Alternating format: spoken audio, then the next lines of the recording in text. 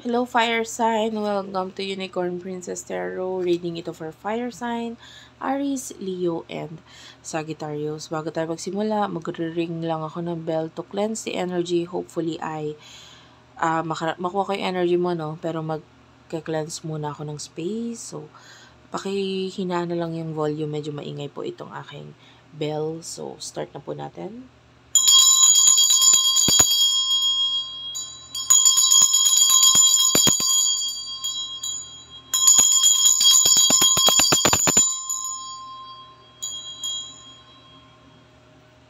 Okay? Paki-like na lang din po yung video, pa-comment sa baba, kahit po heart-heart lang, smileys, malaking bagay yun sa akin. Nagpapakita yun ng malaking suporta. So, sana po ay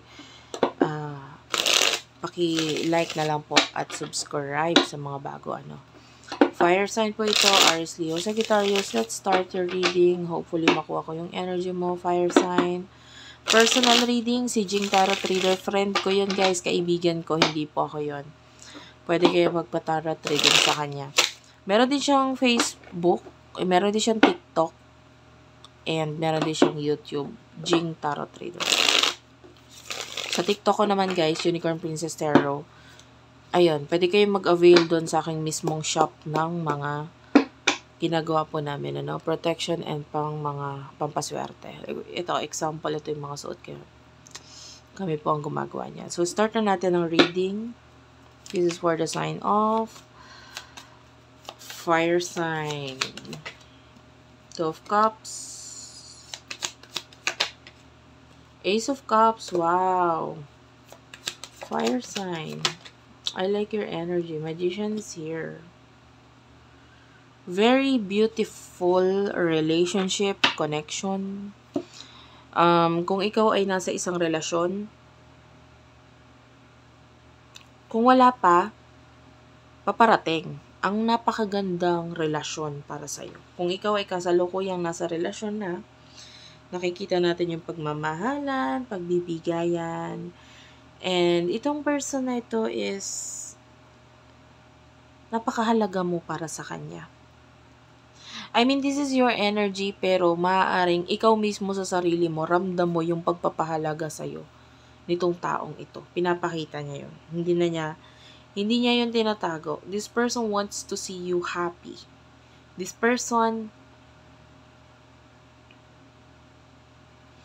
nakikita din natin siya as a friend. This person, nakikita natin siya as someone na makikinig sa kung ano man yung sasabihin mo.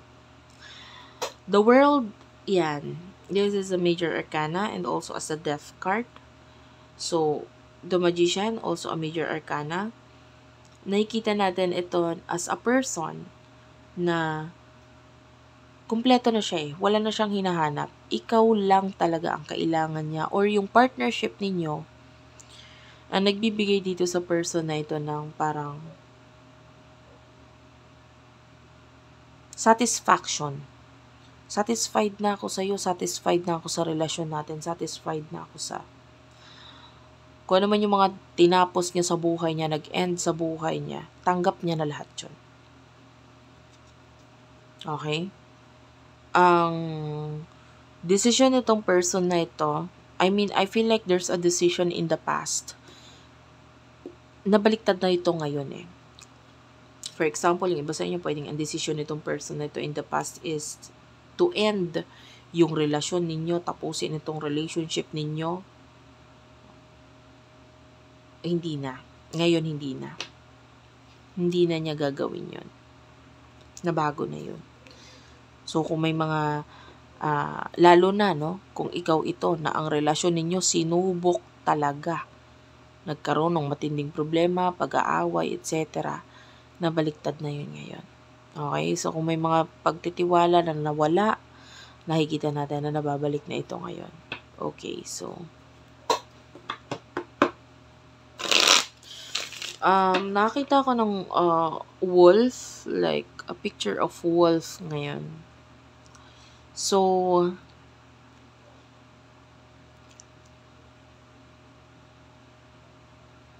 yung wolf kasi,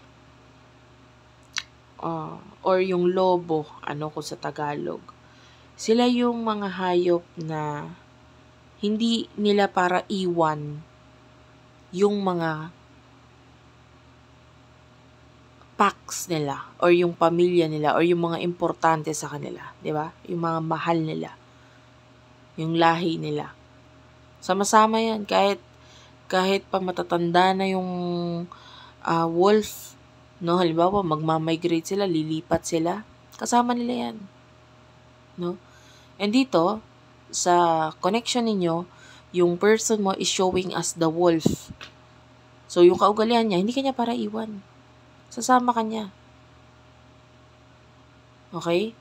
Kung may times nagiging mabagal ka, makupat ka, hindi ko sinasabing yun ka talaga, no?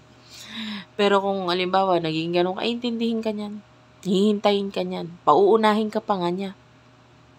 No? And maybe this person is acting as a leader sa inyong dalawa. Pero he or she would make sure na gusto mo yung ginagawa mo or kung may sasabihin siya sa'yo, sisiguraduhin niya na hindi ka niya sasaktan in a way. Kumbaga. So, maaaring noon, in the past, nagiging dominant siya. Siya yung gustong masunod dito sa connection, sa relasyon. To the point na nasasaktan ka na sa mga sinasabi niya. Ngayon, hindi. Medyo naging iba yung approach. Kasi nakakita na ako ng friendship sa inyo. At nandun na yung pagpapahalaga. So, kung may sasabihin siya sa'yo, may ipapagawa siya sa'yo, nakikita natin na gagawin niya yon or ipapagawa niya yon na may kasama ng pagmamahal. Na pag hindi mo gusto, hindi mo talaga kaya, hindi niya na para ipilit. Okay? So, sino ba tong person na to for fire sign? I don't know kung makaka-relate ka dito. Kung hindi ka nakaka-relate, kung may pilit. Okay? Yung person na to is showing is a strength card. Yeah, sabi ko nga sa inyo, pwedeng matibay na connection, relasyon. Six of Wands is here. Actually, yung iba sa inyo, hindi ko kasi masabi kung ito ay new person or past person. But the way I see this could be person na connect mo na ngayon. Ayan. Nakakita tayo ng victory, happiness dito sa tao. This person is proud. Proud siya sa'yo. Proud siya sa kung ano yung na-achieve niya. Dahil nandyan ka. Na pwedeng na-realize niya, hindi ko ito ma-achieve kung wala ka eh. Diba? So, pwedeng ito person na ito, maraming achievements. Pero, or merong naging achievements. Pero alam niya sa sarili niya na hindi niya ma-achieve yun kung hindi dahil mo. Okay? Pwedeng ikaw yung inspirasyon or ikaw yung tumulong. Kung ano man naging role mo dito, definitely itong person na ito, nare-recognize niya yung naging role mo sa kung ano man itong victory ng person na ito. And I feel like some of you, pwedeng nasaktan ka na rin ng person na ito. Pwedeng hindi siya aware doon or pwedeng aware din siya doon. But I feel like yung sakit na yun ay may kinalaman sa could be a third party or mga bagay na itinago regarding something, situation, pagsisinungaling, kasama yan eh. And naging matagal din bago matanggap or tinanggap yung mga kamalian. Okay? Or bago nagkaroon ng pagbabago na ganito. Emotions between the two of you. Emotions sa isa't isa. The King of Cups, of course, there's love. The Empress, ayan. Nakikita natin yung pagmamahal, pagpapahalaga. Itong person na ito is alam mo yung energy na gusto niyang alagaan ng sarili niya, mahalin ang sarili niya, pagandahin ang sarili niya. Sasabihin natin ngayon ito na self-love. Oo, kasi mahal niya sarili niya, self-love. Pero alam mo bakit?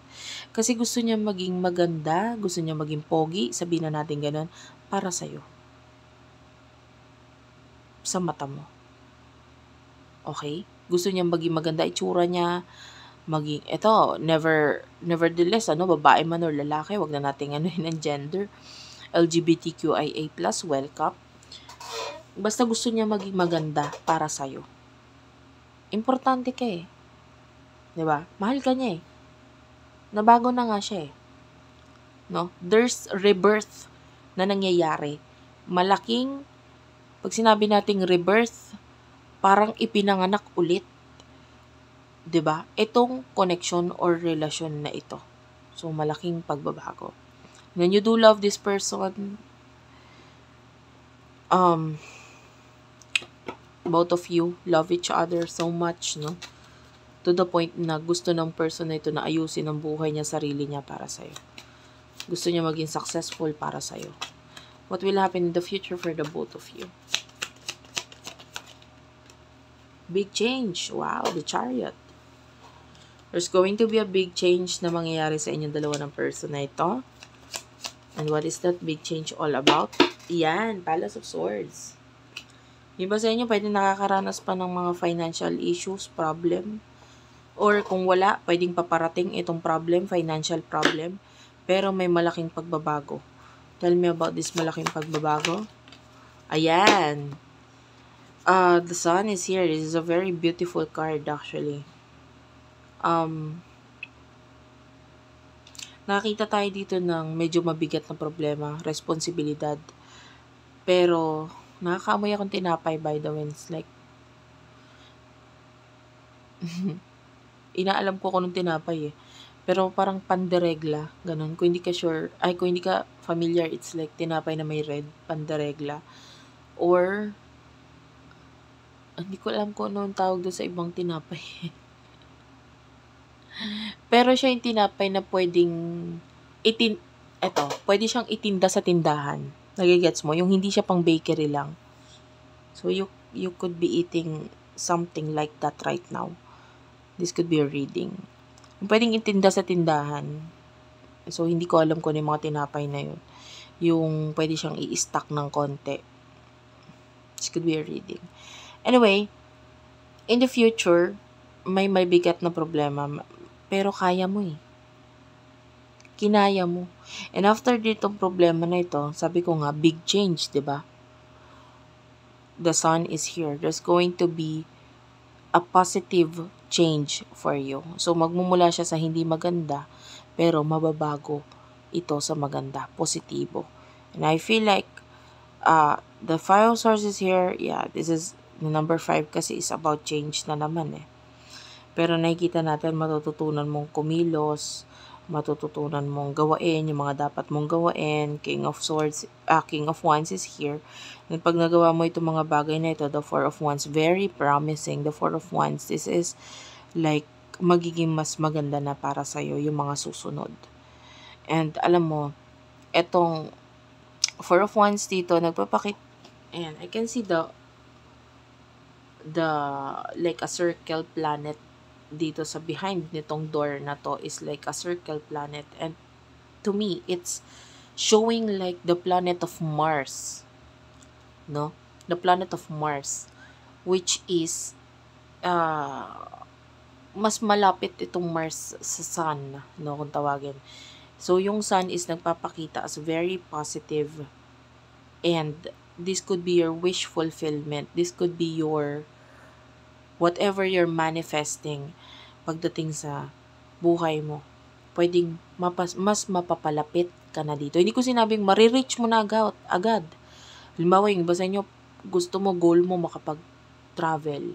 Gusto mo, ang goal mo makabili ng bahay. Hindi mo man siya marireach agad. Pero makikita mo in the near future na mas mapapalapit ka na sa pangarap mo. Okay? So, thank you for watching. I love you all and bye-bye.